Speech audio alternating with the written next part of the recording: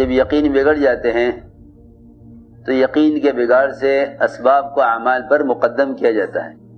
جب اسباب اعمال پر مقدم کیے جائیں گے تو اعمال کے اندر بگاڑ پیدا ہوگا.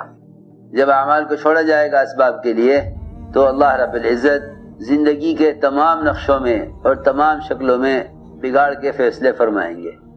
اور جب اعمال کو مقدم کیا جائے گا اسباب پر تو اللہ رب العزت اعمال کی برکتوں کو اسباب میں ظاہر فرمائیں گے.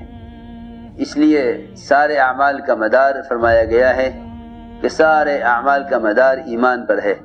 اللہ کے تمام اوامر میں سب سے بڑا امر، سب سے بڑا حکم اللہ پر ایمان لانا ہے کہ ایمان کے بغیر اللہ کے احکام اور اس کے اوامر پر استقامت نہیں ہو سکتی. ایمان کے بغیر اللہ کے احکام پر استقامت نہیں ہو سکتی. استقامت کا مطلب یہ ہے کہ مسلمان پورے دین پر چلے حالات کے مقابلے میں. یہ نہیں کہ حالات جتنے دین پر چلنے کی گنجائش اور اجازت دیں اتنے دین کو اختیار کر لے، باقی دین کو چھوڑ دے کہ اس کا دین ناقص ہو جائے گا.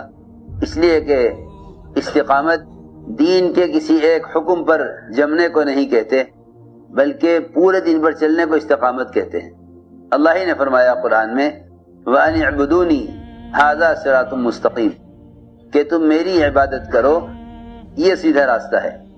اللہ کی کامل اطاعت کو صراط مستقیم کہتے ہیں. مسلمان اس زمانے میں یہ سوچتا ہے کہ زندگی کے تمام شعبوں میں، تجارت میں، زراعت میں، بیاہ اور شادیوں میں، شکل اور لباس میں، اپنی تمام ضروریات زندگی میں جس طرح چاہو زندگی گزارو، لیکن جھکنا اللہ ہی کے سامنے ہے. دنیا میں جس طرح چاہو زندگی گزارو مگر جھکنا اللہ ہی کے سامنے ہے. مسلمان یہ سمجھتا ہے کہ عبادت اللہ کے سامنے سر جھکانے کا نام ہے، حالانکہ ایسا نہیں ہے. ایمان نماز میں سر جھکانے کا نام نہیں ہے صرف، بلکہ زندگی کے تمام شعبوں میں اس کے دل کا جھکاؤ اللہ اور اللہ کے رسول کی طرف ہو، اس کو سر کا جھکانا کہتے ہیں. اس زمانے میں مسلمان کا خیال یہ ہے کہ زندگی کے تمام شعبوں میں جس طرح چاہو زندگی گزارو لیکن جھکنا صرف اللہ کی طرف ہے.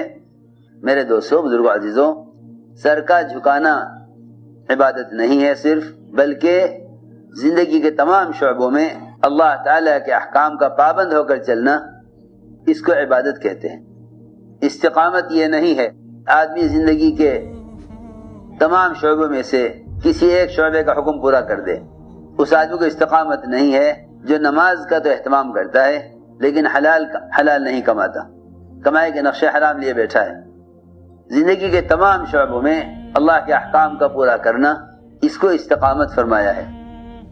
امام غزالی فرماتے ہیں 10 چیزیں عبادت ہیں: نماز، روزہ، حج، زکوٰۃ، ذکر، تلاوت، دعوت اللہ کی محنت اور تجارت اور پڑوسیوں کے حقوق اور سنت کا اہتمام. یہ 10 چیزیں امام غزالی فرماتے ہیں اگر ان 10 لائنوں کے اعتبار سے اللہ کے حکم کو پورا کر رہا ہے تو یہ آدمی عبادت کر رہا ہے. عبادت کا تصور سمٹ کر صرف نماز میں آ گیا ہے. اس لیے مسلمان زندگی کے باقی شعبوں میں آزاد ہو گیا ہے. منافقین کا مزاج یہ تھا کہ وہ موقع محل کے اعتبار سے عمل کرتے تھے. منافقین مسجد میں جماعت کی نماز میں شریک ہوتے تھے، موقع دیکھتے تھے کہ اس موقع پر صحابہ کے ساتھ اللہ کے راستے میں نکلنا موقع ہے یا نہیں ہے. اگر موقع ہوتا تو منافقین بھی ضرور نکلتے تھے، اور اگر موقع نہیں ہوتا تھا تو منافقین جھوٹے اعذار کر کے پیچھے رہ جاتے تھے. میری بات دھیان سے سننی پڑے گی بہت. اگر مسلمان دین پر چلنے میں حالات کو دیکھ کر چلے تو حالات کو سامنے رکھ کر دین پر چلنا یہ منافقین کی خصلت تھی کہ وہ دین پر چلتے تھے حالات کے اعتبار سے. صحابہ دین پر چلتے تھے حکم کے اعتبار سے. اس لیے اللہ نے فرمایا قرآن میں وَمِنَ النَّاسِ مَن يَعْبُدُ اللَّهَ عَلَى حَرْفٍ کہ ایسے بھی لوگ ہیں کہ جو اللہ تعالیٰ کی اطاعت کرتے ہیں کفر اور اسلام کے کنارے کنارے، اگر حالات اچھے دیکھتے تو آ جاتے تھے اسلام کی طرف، اگر حالات بگڑے ہوئے دیکھتے تو یہ کفر کی طرف پلٹ جاتے تھے۔ تو منافقین کفر اسلام کے بارڈر پر چلتے تھے۔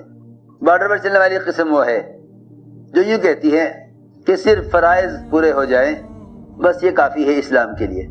اس زمانے مسلمان کہتا ہے صرف فرائض پورے ہو جائیں یہ اسلام کے لیے کافی ہے، حالانکہ فرائض تو اسلام میں داخل ہونے کی شرائط ہیں کہ جب کسی کو اسلام کی طرف دعوت دی جاتی اس کو بتلایا جاتا تھا کہ تمہارے اسلام میں داخل ہونے کے لیے یہ شرط ہے کہ تمہیں نماز پڑھنی ہوگی، روزے رکھنے ہوں گے، مال کی زکوٰۃ ادا کرنی ہوگی، بیت اللہ کا حج کرنا ہوگا، اور سب سے پہلی بات یہ کہ شہادتین کی گواہی دینی ہوگی، کیونکہ فرمایا حدیث میں اسلام کی بنیاد 5 چیزیں ہیں۔